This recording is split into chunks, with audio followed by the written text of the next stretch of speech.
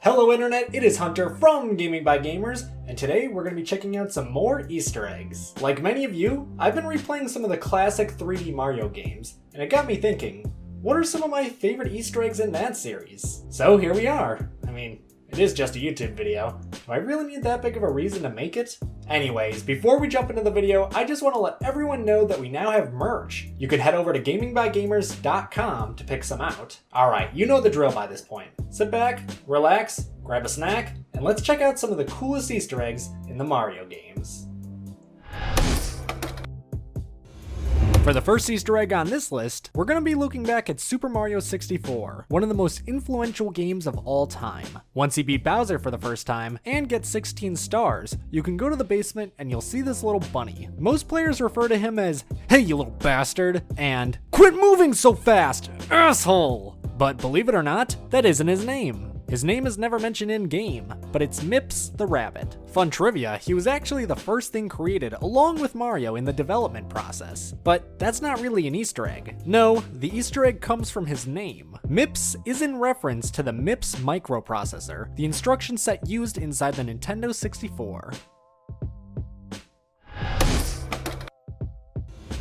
Moving on to the 9th spot on this list, we're jumping ahead to Super Mario 3D World. Nintendo filled this game with 8-bit Luigis. Some are very subtle, to the point of almost being invisible, and others are not. My favorite of these is in the first castle on World 1. Once you start the level, play like normal until about 2 minutes in. Once you see this big stack of Goombas, start heading to the left towards the wall. Using the cat suit to get up the wall, stand on top, but adjust your camera so you're looking at the horizon. Wait a few seconds and you'll see this gigantic 8-bit Luigi running through the water. I don't know what I love so much about this one, but for some reason it always makes me laugh. Maybe it's the way he slowly descends back into the water, or maybe it's just how funny it looks to have something 8-bit interacting with HD 3D graphics.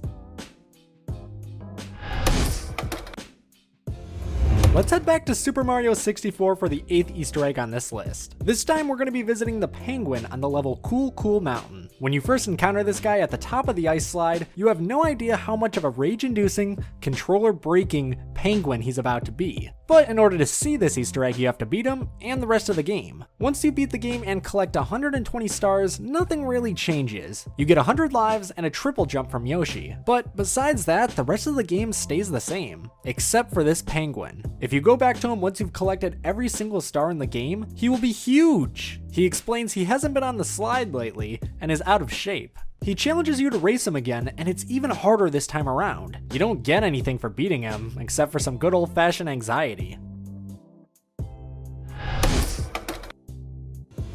Moving on to number 7, we're hopping over to Super Mario Maker 2. When building a course in this game, you can spawn tons of items from all of Mario's history, but when you spawn a door, hover over it and click on it. You'll hear a knock.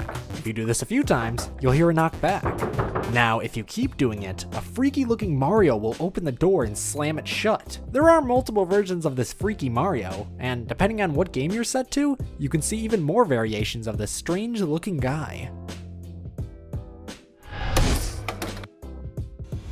Number 6 is going to be all the Super Mario 64 references in Super Mario Odyssey. Once you beat the game, you can go to the Mushroom Kingdom and walk around Princess Peach's castle. This is canonically what her castle looks like, but it first showed up in Super Mario 64. If you buy the 64-bit Mario costume and head back to the castle, you can walk around the castle's courtyard and earn some power stars. Notice how they're power stars and not power moons. There's also a few paintings around the games that you can jump into that take you to a different hidden part of the map. An obvious reference to the paintings from Super Mario 64.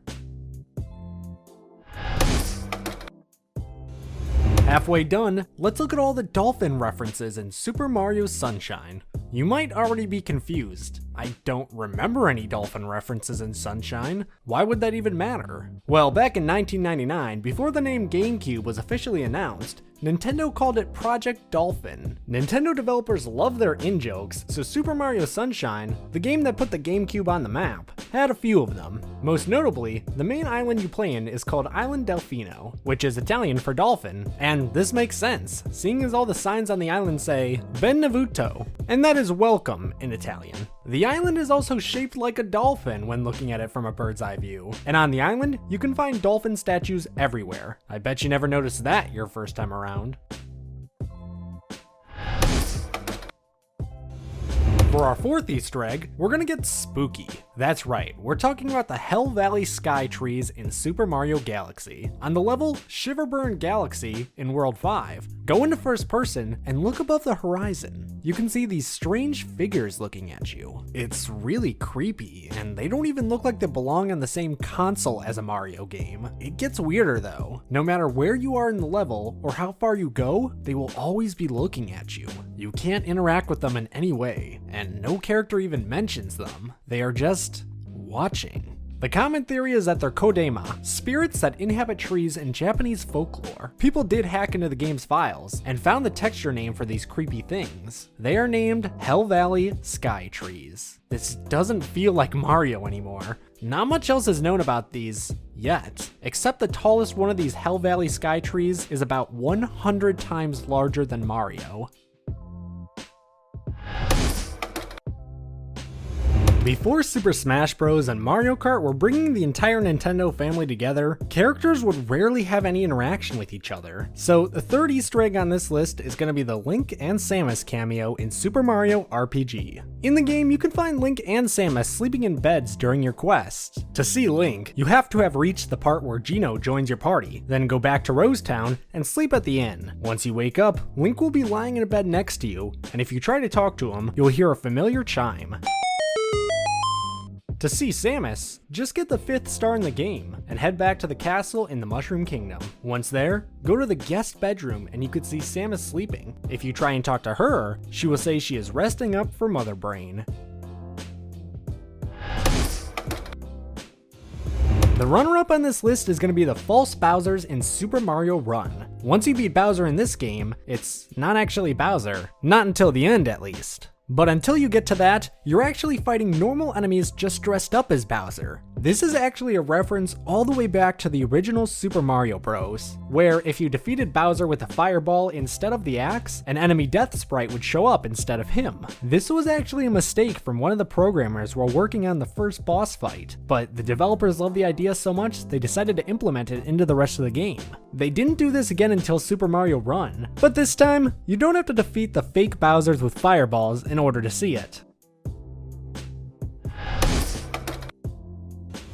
And for the number 1 spot on this list, we're taking a look at the L is Real 2401 Easter egg in Super Mario 64. If you grew up around the time this game came out, no doubt you have heard a friend whose uncle works at Nintendo say, if you collect 2,401 coins, head to this statue and read the inscription that says L is Real 2401, you could play the game as Luigi. As we all know now, that's not true. And honestly, it's a bit of a stretch that this even says L is Real 2401. But in July of 2020, something happened. The source code for a lot of Nintendo 64 games leaked, including the beta for Super Mario 64. Inside that source code, we found models for Luigi. They weren't finished, but modders were able to put them together and fix it up to show what Luigi would have looked like. And here it is.